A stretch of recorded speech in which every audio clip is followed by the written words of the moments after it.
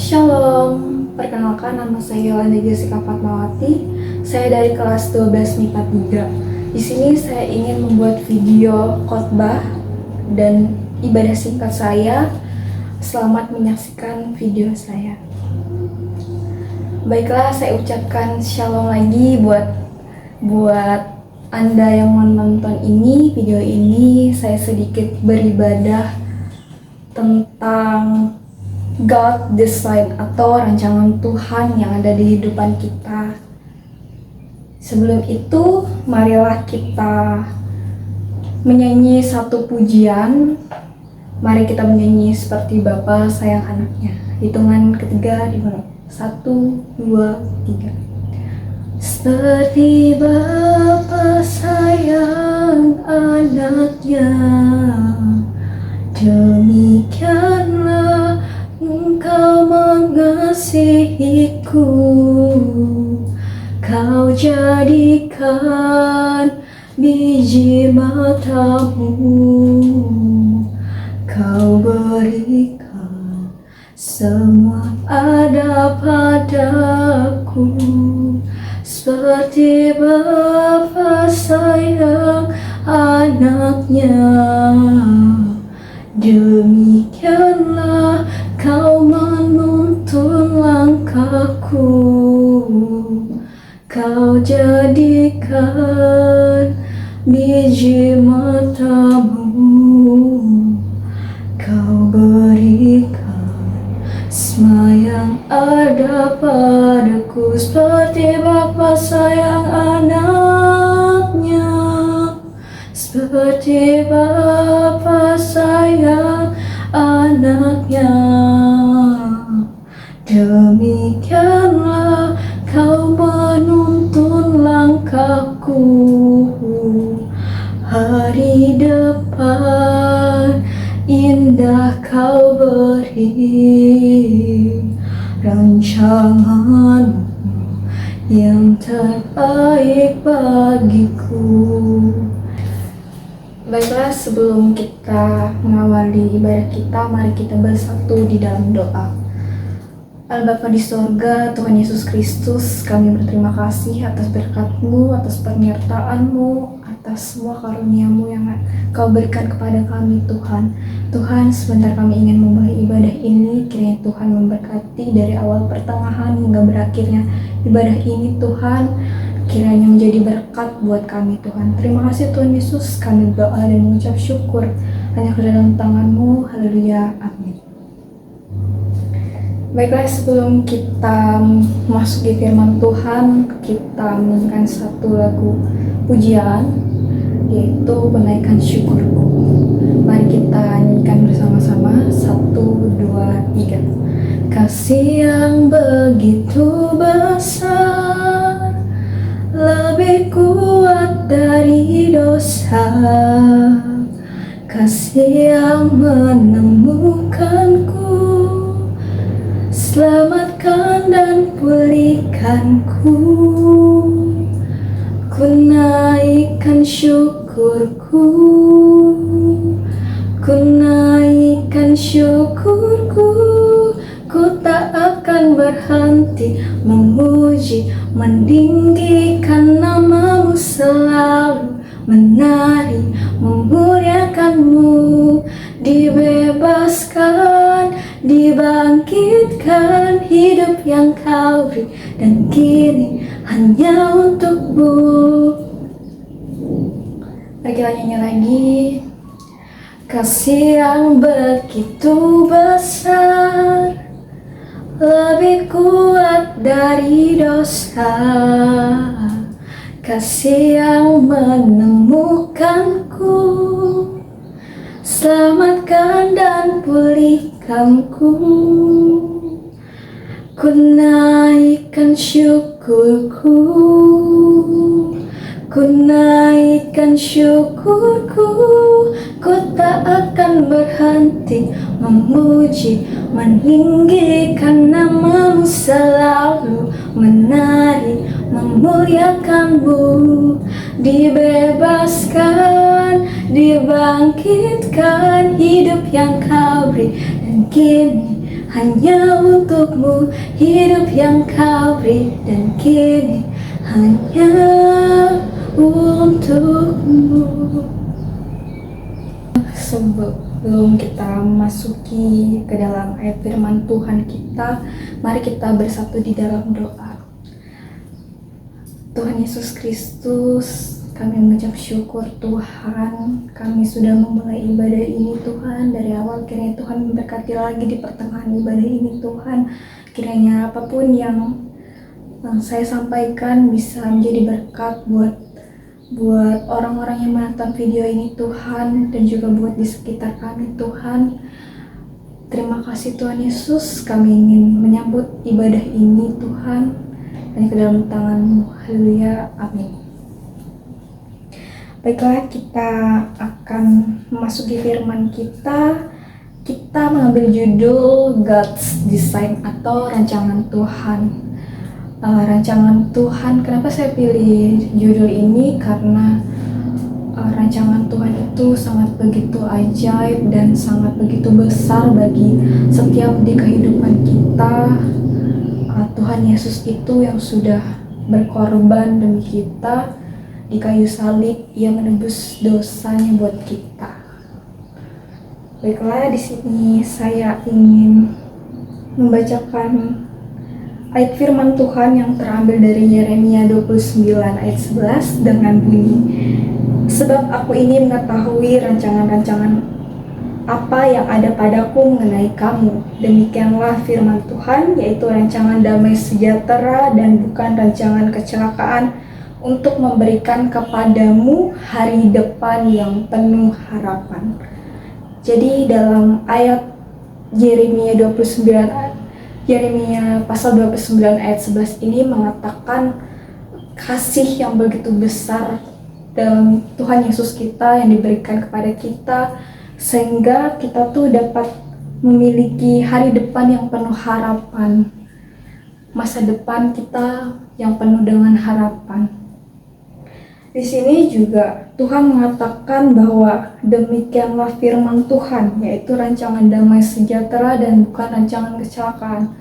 Jadi damai sejahtera itu, saudara-saudara semuanya, kita bisa berbahagia antara satu sama lain, antara keluarga kita, antara kerabat kita, dan orang-orang yang ada di sekitar kita. Kita bisa berdamai, kita bisa memberikan hal-hal yang positif tanpa memberikan hal-hal yang negatif. Dan di sini juga dikatakan bahwa bukan rancangan kecelakaan. Jadi semua yang kita taruh, kita harapkan itu bukan berasal dari rancangan kecelakaan atau bukan yang menjatuhkan kita, tetapi rancangan itu juga sudah disiapkan oleh Tuhan, dan bukan rancangan yang buruk, misalnya mencelakakan, membuat kita terlalu putus asa dan sebagainya.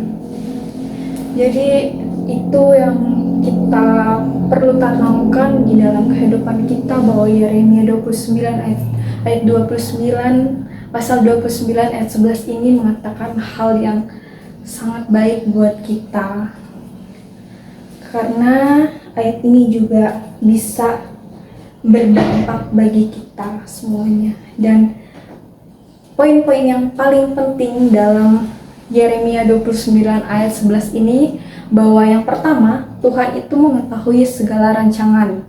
Tuhan itu mengetahui segala rancangan apa yang kita mau buat. Sebenarnya Tuhan itu sudah siapkan dari awal kita belum lahir. Tuhan itu sudah merancangkan hal-hal yang baik. Tuhan itu sudah membuat bahwa nanti kita pada usia dewasa, kita beranjak memasuki usia yang menempuh hidup kita. Tuhan itu punya rancangan yang baik buat kita. Poin-poin yang kedua itu, rancangan adalah rancangan damai sejahtera. Seperti yang saya bilang tadi, bahwa rancangan Tuhan itu adalah rancangan damai sejahtera, membawa kita ke jalan-jalan yang positif. Itu yang Tuhan inginkan kepada kita. Kita menanamkan hal-hal yang baik, bukan hal-hal yang negatif buat kerabat-kerabat kita, saudara-saudara kita, dan di sekitaran kelompok kita. tapi justru damai sejahtera ini kita bisa mendatangkan kebaikan, kita bisa berkomunikasi satu sama lain. Ya, itu yang poin kedua. Dan poin yang ketiga, di sini rancangannya bukan rancangan kecelakaan. Seperti yang saya bilang tadi, rancangan Tuhan itu bukan kecelakaan atau mencelakai kita, itu bukan. Tapi rancangan itu suatu harapan yang sudah disediakan Tuhan, kita tinggal melangkahnya ke depan. Tergantung kita jalannya, mau kita jalannya ikut yang ke arah lurus atau belok. Kalau misalkan kita ikut ke arah yang berbelok, itu berarti menyesatkan. Tapi kalau kita ingin mengikuti jalan yang lurus, itu berarti kita ingin mengikuti jalan yang benar. Itu yang firman Tuhan katakan di rancangannya bukan rancangan kecelakaan. Rancangannya itu hal-hal yang baik yang membawa kita nanti sampai ke masa depan kita yang penuh harapan. Dan poin-poin yang keempat, di sini dikatakan bahwa Yeremia 29 ayat 11 itu rancangannya yang indah dan sempurna, memberi hari depan yang penuh harapan. Jadi ketika kita berputus asa, ketika kita nggak ada harapan, kita tuh masih diberikan Tuhan. Meskipun kita lagi hal-hal menyangkut diri nggak baik, tapi Tuhan itu punya sesuatu yang besar untuk kita di depan. Meskipun kita nggak tahu, kita belum ada jalannya, tapi Tuhan itu udah sediakan di depan yang lebih baik, udah menyiapkan misteri yang lebih besar lagi buat kita menuju ke depan. Jadi kita tidak boleh putus asa, dan kita juga putus asa menyerah. Pokoknya hal-hal yang negatif juga kalau bisa dikurangin. Mungkin poin-poin yang terdapat firman Tuhan pada Yeremia 29 ayat 11 ini mengatakan ada 4 poin yang paling penting. Ya, karena bagaimana kita bisa memulai atau mengikuti rancangan Tuhan agar kita bisa memiliki masa depan yang indah.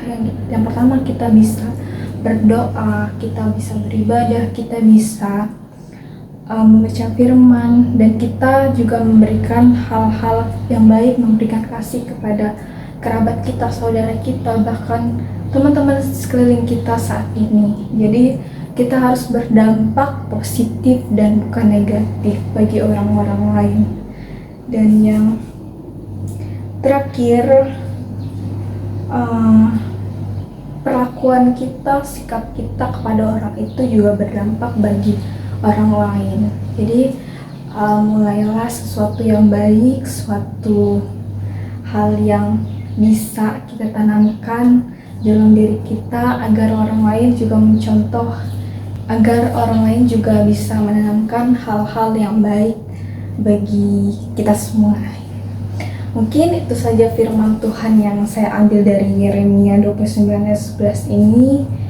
Yeremia pasal 29 ayat 11 ini judulnya God's Design atau rancangan Tuhan, yang tadi saya sudah siapkan 4 poin.